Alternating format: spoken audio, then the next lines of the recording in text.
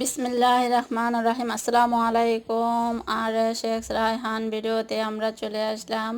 আমি আজকে একটা আমার নিজে হাতে করা কেকের নিয়ে, যে আমি এটাকে কোনো স্পিড করিনি, স্পিড দিইনি, একদম যেভাবে আমি কেক ডেকোরেশন করে থাকি আমি সেভাবে এটা দেখাচ্ছি। তো আজকে আমি এই কেকটা যতবারই আমি কেক বানাই না কেন রাত্র হয়ে যায়, রাত্রেবেলায় আমার কেক বানাতে হয়, তো অন্ধকার দেখা যাচ্ছে।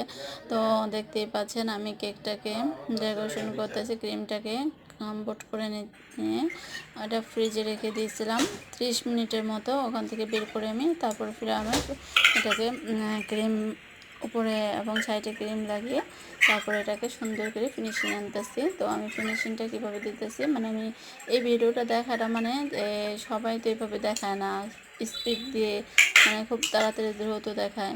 এই কারণে মানে মানুষ সবাই বুঝতে, যারা নতুন বেকিংয়ের কাজ করে এরা বুঝতে পারে না যে কীভাবে করব। এই যে আমি প্লেট নাটটা নিয়েছি, প্লেট নাট দিয়ে যেভাবে দিয়েছি মানে একদম আলতোভাবে ধরতে হবে। আর যেখান দেখা যাচ্ছে যে একটু উসখুস হয়ে আছে ওখান দিয়ে আবার ক্রিমটা প্লেট নাট থেকে লাগিয়ে টান দিতে হবে।